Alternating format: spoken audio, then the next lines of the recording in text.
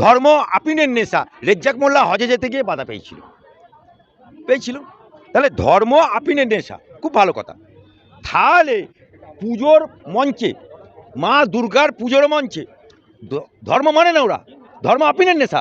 তাহলে পুজো মঞ্চে লাল সালু টাঙিয়ে, বিরিয়ানির হাঁড়ির মতো লাল সালু টাঙিয়ে লেলিন বিক্রি করার কি মানে আছে? আজকে এই বামপুদিদের না আছে জাত, না আছে ধর্ম, না আছে ওদের কোনো নীতি। এখন বামফ্রন্ট যার সাথেই ঘর করতে যাবে, বিরিয়ানির হাঁড়ির লাল রঙের সালু ছাড়া কিছুই পাবে না।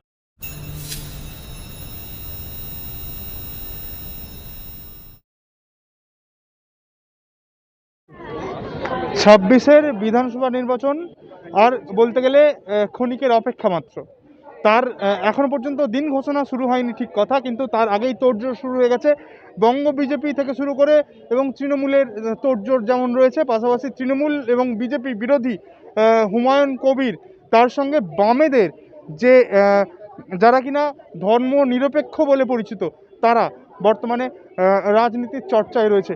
এই ধর্ম নিরপেক্ষ বামেদের সেলিম, তার সঙ্গে হুমায়ুন কবির, যে কিনা একেবারে মুসলিমদের একেবারে মাসিহা হয়ে ওঠা এবং হিন্দু বিরোধী বক্তব্য রাখা সেই হুমায়ুনের বৈঠক কতটা পথ দেখাবে 2026-এর নির্বাচন? দেখুন, একটা জিনিস আপনাকে পরিষ্কার বলে দিই, আপনি বামপন্থীদের কথা বললেন, আমি শুধু বামপন্থীদের একটা উদ্দেশ্য করে বলছি।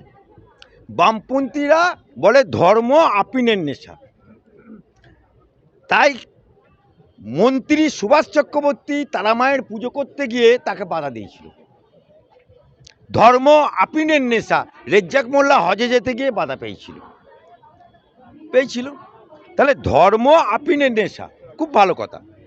তাহলে পুজোর মঞ্চে, মা দুর্গার পুজোর মঞ্চে ধর্ম মানে না ওরা, ধর্ম আপিনের নেশা।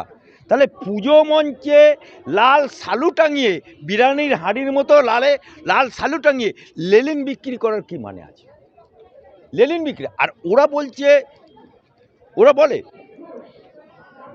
বামফ্রন্টের আমলে কি বলতো, ডাইনি ইন্দিরা গান্ধী অলি গলি মে চোর হ্যায়, রাজীব গান্ধী চোর হ্যায়, ডাইনি ইন্দিরা গান্ধীর কালো হাত ভেঙে দাও, উড়িয়ে দাও, স্লোগান।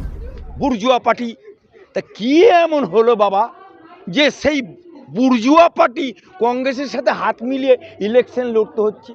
এরা বলে মৌলবাদের বিরুদ্ধে লড়তে হবে একসাথে। তা নওশাদ সিদ্দিকী মাথায় টুপি, মুখে দাড়ি, সিদ্দিকী বংশের পীরের ঘরের ছেলে মৌলবাদের দলের সাথে হাত মিলিয়েছে কেন?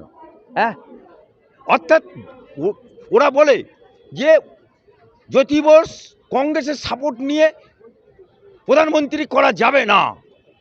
ওই পরে বলল ঐতিহাসিক ভুল।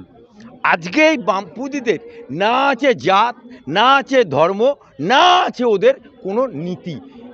এখন বামফ্রন্ট যার সাথেই ঘর করতে যাবে, বিরিয়ানির হাঁড়ির লাল রঙের সালু ছাড়া কিছুই পাবে না।